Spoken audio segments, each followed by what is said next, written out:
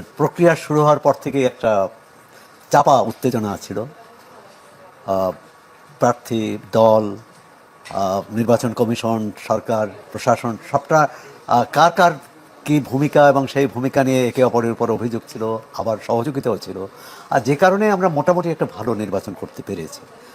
তাই জন্য যারা নির্বাচনের সঙ্গে সংশ্লিষ্ট সবাইকেই ধন্যবাদ। রাজনৈতিক দলগুলোর মধ্যে বেশ উত্তেজনা ছিল এবং নির্বাচনের আমাদের যে প্রতিনিধি সর্বশেষ তথ্য, তাতে দেখা গেল যে অনেকগুলো আসনে বেশ হাড্ডাহাড্ডি লড়াই, যাকে বলে সমানে সমান। কেউ হয়তো 5,000 ভোটে এগিয়ে জিতেছেন, কেউ হয়তো হেরেছেন, কিন্তু লড়াইটা এমন ছিল যে চূড়ান্ত ফলাফলের আগে বলা যেত না যে কে জয়ী হবে, কে পরাজিত। একদমই। আমরা ঢাকা 17 আসনেও কিন্তু দেখেছি, যেখানে বিএনপি চেয়ারম্যান তারেক রহমান নির্বাচন করেছেন, সেখানেও জামাতের প্রার্থীর সাথে তার ব্যবধান কিন্তু খুব বেশি না।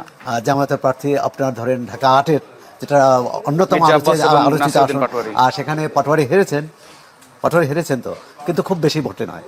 কিন্তু অনেকেই ধারণা করেছিল যে পাটোয়ারি অনেক, এই ব্যবধানটা আকাশ পাতাল হবে, তাই সেটি হয়নি। এমনকি ঢাকা 12 আমরা যেখানে অবস্থান করছি, সেখানে জামাত ইসলামীর প্রার্থী জিতেছেন, কিন্তু সেটার কারণ হচ্ছে প্রধানত যে বিএনপির ভোট ভাগ হয়ে গেছে। বিএনপির বিদ্রোহী প্রার্থী ছিল এবং বিএনপির মিত্র যাকে বিএনপি সমর্থন করেছিল, ভাগাভাগি হয়ে যাওয়ার কারণে এই জামাত ইসলাম প্রার্থী জিতেছে। আবার সর্বশেষ যে আসনটির কথা বললেন, সেই আসনে দেখা গেছে যে শেষ মুহূর্তে কয়েক হাজার ভোটে ধানের শীষের প্রার্থী এগিয়ে জিতে গেছেন কয়েক হাজার ভোটে। দেশের অন্য কোথাও আবার দেখা গেছে যে ব্যবধানটা অনেক বেশি, আবার কোথাও ব্যবধানটা কম। তো সুতরাং নির্বাচন চলার যখন ভোট গ্রহণকালে কিন্তু এই ধরনের উত্তেজনা ছিল যে কে হারে কে জেতে, এবং প্রথম দিকে যে ফলাফল আসছিল তাতে কিন্তু একটু বিশেষ করে বিএনপি শিবিরে একটু হতাশাই দেখা দিয়েছিল। এবং আমরা তড়িৎ দেখলাম যে জামাত ইসলামী এবং 11 দলের পক্ষ থেকে সংবাদ সম্মেলন করলো, এক ধরনের যে তারা জয়ী হতে যাচ্ছে এরকম। এবং বিএনপির পক্ষ থেকে কিছু অভিযোগের কথাও বলা হলো, কিন্তু রাত যত বাড়তে থাকলো তত দেখলাম যে ফলাফল গতি প্রকৃতি পাল্টে গেল। একটা হচ্ছে যে বাংলাদেশে আবার প্রমাণিত হলো বাংলাদেশের মানুষ মধ্যপন্থার সমর্থক, চায় যে বাংলাদেশ একটা তার চরমপন্থা নেবে না বা একটা কট্টর অবস্থান নেবে না যে কোনো রাষ্ট্র পরিচালনার ক্ষেত্রে। জামাত ইসলামী যদি অতীতের নির্বাচনগুলোর আমরা তুলনা করি, জামাত ইসলামী অনেক ভালো করেছে এবং তারা কিন্তু বেশ রাষ্ট্র ক্ষমতাকে যারা ক্ষমতাসীন, যারা অতীতে যারা ক্ষমতায় ছিল এবং এই নির্বাচনেও তাদের যে প্রতিদ্বন্দ্বী তাকে কিন্তু বড় ধাক্কা দিতে পেরেছে। এবং অনেকগুলো আসনে আপনি ঢাকা 17 একদমই, জামাত ইসলামী কিন্তু ইতিহাসে স্বর্ণময় সময় পেয়েছে। এখন এই সুযোগটা কিভাবে কাজে লাগায়, আমরা সামনে একটা বেশ প্রতিদ্বন্দ্বিতাপূর্ণ সংসদ পাবো এবং সেখানে সরকারি দল বিরোধী দল একসঙ্গে কাজ করবে দেশের জনগণের স্বার্থে। জামাত ইসলামের একটি নির্বাচনী ইশতেহার ছিল, বিএনপির ইশতেহার ছিল, অন্য দলের। এই প্রসঙ্গে আরেকটি বলি যে আমাদের অনেককে অবাক করে দিয়ে এনসিপি কিন্তু ভালো করেছে, জাতীয় নাগরিক পার্টি। তাদের মাত্র 29টি আসনে তাদের প্রতিনিধি ছিল এবং সেখানে 5টিতে জিতেছে, কয়েকটিতে তার কিন্তু খুব কম ভোটে হেরেছে। সুতরাং আমি বলবো যে, এবং তাদের দলীয় প্রধান জিতেছে এবং বেশ কী বলে একটা চমকই বলবো, কারণ অনেকেই ভাবছিলেন যে তার যে প্রতিদ্বন্দ্বী বিএনপির বেশ শক্তিশালী প্রার্থী ছিলেন, প্রভাব, প্রতিপত্তি, অর্থ ইত্যাদি, এবং নাহিদ ইসলাম জিতেছে। তো যারাই এই নির্বাচনে জিতেছে আমরা অভিনন্দন জানাই। কিন্তু যে প্রশ্নটি আসছে যে তারা যে জনগণের কাছে অঙ্গীকার করেছে সেই অঙ্গীকারটা রক্ষা করবে, আর এর অর্থ না, অতীতে আমরা যেটা দেখে এসেছি যে এটা না হয়, যে দল জয়ী হয়েছে তার অঙ্গীকারই পূরণ হবে, যে দল জয়ী হতে পারেনি তারা তো সংসদে যাবেন। সুতরাং তার যে নির্বাচনী প্রতিশ্রুতি, যে সেই প্রতিশ্রুতি যেগুলো জনগণের কল্যাণে থাকবে, যেমন জামাত ইসলামের যে একটি কর্মসূচি আছে যে 5 শিশু এবং প্রবীণ, 5 বছরের শিশু নিচের যে শিশু এবং প্রবীণ তাদের চিকিৎসা ব্যয় রাষ্ট্র বহন করবে। তো এটা খুবই ভালো প্রস্তাব। এখন জামাত ইসলামী যদি জয়ী হতো, সরকার গঠন করতো, আমরা নিশ্চয়ই বলতাম তারা প্রতিশ্রুতি পূরণ করুক। কিন্তু আজকে বিএনপি জয়ী হয়েছে, বিএনপিরও বিবেচনা করে দেখা উচিত এই যে প্রতিশ্রুতি এর সুফল কে পাবে, জনকল্যাণকর। তাই এরকম হচ্ছে, এটি একটা কার্যকর সংসদ। আর কিন্তু এখানে একটা অবাক বিষয় আপনি দেখেছেন যে গণভোটের যে ফলাফল, সেটা কিন্তু অনেকেই কি বলে এক ধরনের অবাক করার মতো এক ধরনের সরকারের ব্যবস্থাপনার ক্ষেত্রে প্রচণ্ড ঘাটতি ছিল এবং যেভাবে প্রশ্ন দেওয়া হয়েছে, যেভাবে প্রতীক দেওয়া হয়েছে, এটি এক ধরনের এলোমেলো ঘটনা। এবং নায়ের পক্ষে কিন্তু অনেক ভোট এসেছে। হয়তো বেশি পেয়েছে, কিন্তু নায়ের পক্ষে অনেক। এখন এরাই তো সেটাই বলছিলাম জনাব সোহরাব হাসান, যে গণভোটে আসলে সবগুলো দলের পক্ষ থেকে হ্যাঁ ভোটের পক্ষে প্রচারণা চালানো হয়েছিল, এবং আমরা দেখেছি যে সরকারের পক্ষ থেকে তো শুরু থেকে হ্যাঁ ভোটের পক্ষে প্রচারণা চালানো হচ্ছিল। শেষ পর্যন্ত বিএনপিও কিন্তু বেশ আলোচনা সমালোচনার পর বিএনপি চেয়ারম্যান তারেক রহমানও কিন্তু হ্যাঁ ভোটের পক্ষে সমর্থন চেয়েছেন। তারপরও আমরা দেখছি যে না ভোটের কিন্তু একটা বড় অংশ এসেছে, যদিও আমরা আনুষ্ঠানিকভাবে এখনো পুরোপুরি ফলটা পাইনি, বাট আমরা সংখ্যাটা দেখছি যে না ভোটের সংখ্যা কিন্তু এর একটা কারণ যে এই জুলাই সনদ নিয়ে, সনদের উপরই তো জুলাই সনদ নিয়ে রাজনৈতিক দলগুলোর মধ্যে মতভেদ ছিল। বিএনপি অনেকগুলো বিষয়ে তারা দ্বিমত করেছে, নোট অফ ডিসেন্ট দিয়েছে, আর এটি একটি বিষয়। এবং বিএনপির এ ব্যাপারে খুব আগ্রহ ছিল না। এবং পরবর্তীকালে বিএনপির চেয়ারম্যান যে হাভোটকে জয়যুক্ত করার কথা বলেছেন, সেটা বিরোধীদের চাপে, মানে তারা কিন্তু বলেছে। এবং তিনি যখন হাভোটের কথা বললেন, তখন আবার তারা সমালোচনা করলেন যে আমাদের চাপে বলা হয়েছে। মানে আমাদের রাজনৈতিক সংস্কৃতিটা খুব বদলায়নি। আপনি এই নির্বাচনে দেখুন, আমরা আশা করব যে নির্বাচনে যে প্রচারে যে উত্তাপটা ছিল সরকার, বিশেষ করে বিএনপি ও জামাত নেতাদের মধ্যে, সেই উত্তাপটা যাতে নির্বাচন পরবর্তী সময় না আসে।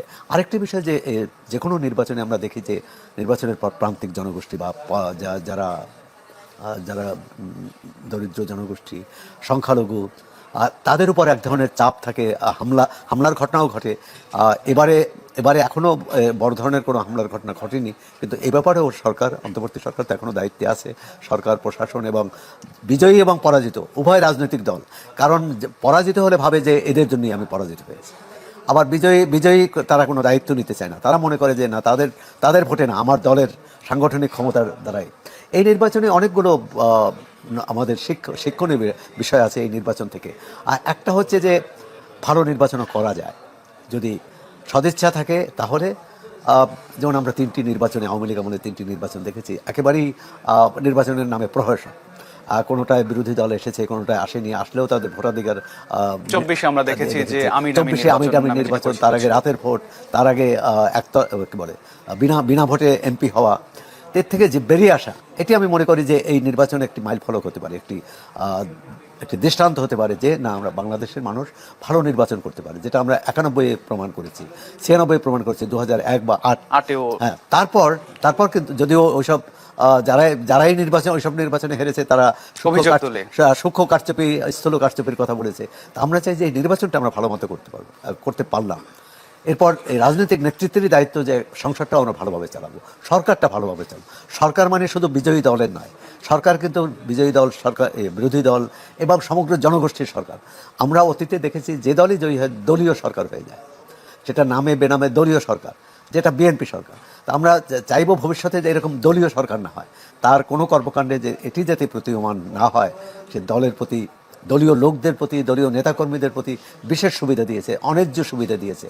আপনি এটা রাজুকের ফ্ল্যাট বরাদ্দ থেকে শুরু করে সব ক্ষেত্রে, যে কারণে জুলাই সনদে যেসব সংস্কারের কথা বলা হয়েছে, এই সংস্কারগুলো আমরা আশা করব যে সরকারি দল, বিরোধী দল এই বিষয়গুলো নিয়ে তারা কাজ করবেন না।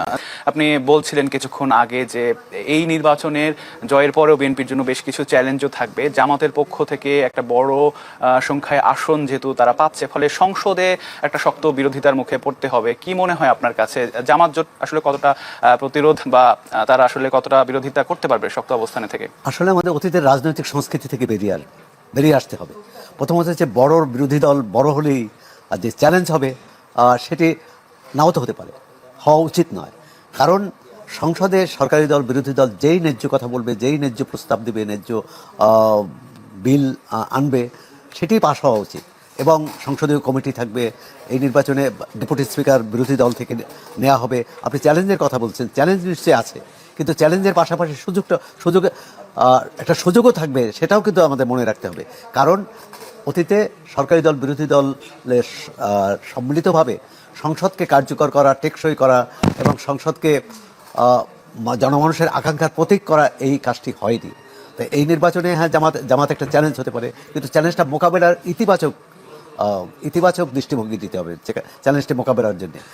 যদি সংখ্যাগরিষ্ঠতার জোরে যে কোনো আইন পাশ করা যায়, আর 2/3 হলে তো কথাই নেই। মানে নারীকে পুরুষ এবং পুরুষকে নারী ছাড়া সব কিছু করতে পারে জাতীয় সংসদ। তা আমরা মনে করি যে সেটা করবে না। সংসদে প্রাণবন্ত আলোচনা হবে, বিতর্ক হবে, কিন্তু বিদ্বেষ ছড়ানো হবে না, ঘৃণা ছড়ানো হবে না। আপনি দেখেছেন যে নির্বাচনী প্রচারে একটা মাঠে ময়দানে নেতারা বক্তৃতা দিয়েছে, সেখানে কিন্তু এক ধরনের আক্রমণাত্মক ভাষা ব্যবহার করা হয়েছে। সংসদে একটা রীতি আছে, সংসদেও ভাষা ব্যবহার করবে। এই সংসদে 2-1 কিন্তু স্বতন্ত্র প্রার্থী জয়ী হয়েছে। আমরা আশা করব যে তাদের কথাও শোনা, কারণ এমন না হয় যে সরকারি দল আর বিরোধী দল মিলেই সংসদ, এখানে যে অন্য ভিন্ন কণ্ঠস্বর থাকতে পারে সেটাও কিন্তু যারা নির্বাচিত হবে, বিশেষ করে সরকারি দলকে মনে রাখতে হবে। আরেকটি চ্যালেঞ্জে পড়তে হবে সরকারি জাতীয় ঐকমত্য কমিশন এবং জামাত ইসলামী সহ অন্যান্য দল, এনসিপি সহ, তাদের একটা বড় দাবি ছিল যে একই ব্যক্তি সংসদ নেতা, প্রধানমন্ত্রী এবং দলীয় প্রধান না হন। কিন্তু বিএনপি বলেছে এটি তাদের নির্বাচনী অঙ্গীকার বা নির্বাচনী, তারা এটার সাথে দ্বিমত পোষণ করেছে। জুলাই সনদের এই প্রস্তাবে তারা দ্বিমত পোষণ করেছে। এখন দ্বিমতের ক্ষেত্রে কোনটা অগ্রাধিকার পাবে? এক হচ্ছে জনগণের কাছে তারা নির্বাচনী ইশতেহার নিয়ে গিয়েছে, জনগণ তাদের পক্ষে রায় দিয়েছে, এটি একটি। আবার জুলাই সনদে আছে যে এই করা যাবে, এই করা যাবে না, বা সেখানে বিএনপি স্বাক্ষর করেছে। এখন বিএনপি এই যে নোট অফ ডিসেন্ট দিয়েছে, কিন্তু তারপরে তো স্বাক্ষর করেছে। এখন এখানেও আমি মনে করি যে এটি বড় বাধা হবে না যদি সহযোগিতার মানসিকতা থাকে দুই পক্ষেরই। সরকারি দলের সহযোগিতা মানসিকতা থাকতে হবে, বিরোধী দলেরও। আবার যদি বিরোধী দল এমন অবস্থান নেয়, অতীতে যেটা দেখা গেছে যে কোনোভাবেই সরকারি দলকে ছাড় দেওয়া হবে না, মাসের পর মাস, বছরের পর বছর সংসদ বর্জন, এই বর্জনের সংস্কৃতি থেকে বেরিয়ে আসতে হবে, দখলদারি সংস্কৃতি থেকে বেরিয়ে আসতে হবে। আপনি দেখেছেন যে বিএনপির বিরুদ্ধে এই নির্বাচনে প্রধান হাতিয়ার ছিল বিরোধী পক্ষের, যে বিএনপির নেতাকর্মীরা চাঁদাবাজিতে লিপ্ত, দখলদারিতে লিপ্ত, নানা রকম ভয়ভীতি বিভিন্ন অনেক ঋণ খেলাপি। তো সুতরাং এই যে সমালোচনা করে, এই সমালোচনার যেটা ন্যায্য সমালোচনা, অর্থাৎ চাঁদাবাজির, দুর্নীতি এবং চাঁদাবাজি দুটো বিষয় নিয়ে কিন্তু একটা অভিযোগ ছিল। অর্থাৎ বিএনপি নেতারা যদি দুর্নীতি না করে তাহলে দুর্নীতির অভিযোগ আনতে পারবে না, চাঁদাবাজি যদি যুক্ত না হয় তাহলে চাঁদাবাজির অভিযোগ আনতে পারবে না, দখলদারিতে যুক্ত না হলে তাহলে দখলদারির অভিযোগ আনতে পারবে না। এই তিনটি বিষয়, দুর্নীতি, দখলদারি, চাঁদাবাজি, এটা থেকে যদি বিএনপি নিজেকে মুক্ত করতে পারে, সেটা হবে তার বড় সুবর্ণ সুযোগ। এবং তখন বিরোধী দল যে অবস্থানে নিয়ে যত সমালোচনা করুক কোনো কাজে আসবে না, এবং একটি ভালো। এই নির্বাচনের ফলে বিএনপি কিন্তু সেই সুযোগ